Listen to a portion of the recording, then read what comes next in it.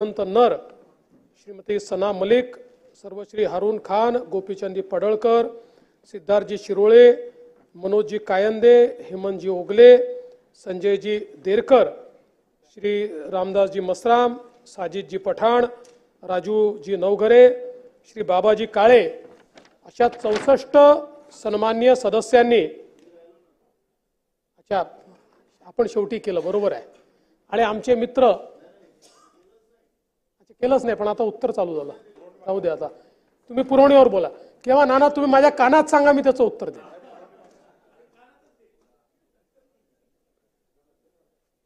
अध्यक्ष महोदय, खरं म्हणजे नवीन सरकार आल्यानंतर विधानसभेतलं हे माझं पहिलंच भाषण आहे आणि म्हणून मी सर्वप्रथम या विधानसभेच्या सर्व सदस्यांचं आणि महाराष्ट्रातल्या 14 कोटी जनतेचे आभार मानतो की महाराष्ट्राच्या 14 कोटी जनतेनं आमच्या महायुतीला घवघवीत यश दिलं आणि 237 आमदार या सत्ता पक्षाच्या बाजूने या ठिकाणी निवडून आले. आणि ही जी काही आमची महायुती आहे, या महायुतीमध्ये आमचे सहकारी आणि तत्कालीन राज्याचे मुख्यमंत्री माननीय एकनाथराव शिंदेजी असतील, राज्याचे उपमुख्यमंत्री, दादा काही लोक परमनंट उपमुख्यमंत्री म्हणतात, पण माझ्या तुम्हाला शुभेच्छा आहेत, तुम्ही जरूर एक दिवस मुख्यमंत्री व्हा, असे आमचे अजितदादा पवार आणि आमच्या सोबत जे वेगवेगळे घटक पक्ष आहेत, अशा सगळ्यांनी एकत्रितपणे जे सहकार्य दिलं, त्या सहकार्यामुळे आज हा एक प्रचंड विजय आम्हाला या ठिकाणी प्राप्त झाला. आमचे भारतीय जनता पक्षाचे अध्यक्ष चंद्रशेखर बावनकुळेजी असतील, यांनी पक्षाला अत्यंत चांगल्या प्रकारे नेतृत्व दिलं.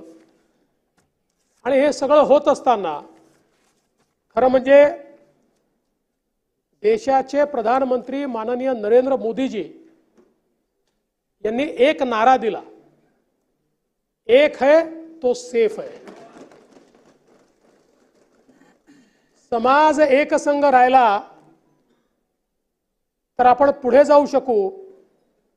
हा जो काही नारा दिला, खऱ्या अर्थानं त्याला महाराष्ट्राने रिस्पॉन्ड केलाय, प्रतिसाद दिलाय आणि त्यातून एक मोठा विजय महाराष्ट्रामध्ये आमच्या महायुतीला या ठिकाणी प्राप्त झाला. खरं म्हणजे गेली 5 वर्ष ही या महाराष्ट्राकरता अत्यंत संक्रमणाची वर्ष होती. आणि मला असं वाटतं की ज्या प्रकारचे आरोप प्रत्यारोप या ठिकाणी करण्यात आले, ते महाराष्ट्राच्या संस्कृतीत इतक्या वर्षात आपल्यापैकी कोणी अनुभवले नव्हते. मला तर असं वाटतं की गेल्या 5 वर्षामध्ये 2019 ते 2024 व्यक्तिगत मला, माझ्या कुटुंबाला ज्या प्रकारे टार्गेट करण्यात आलं,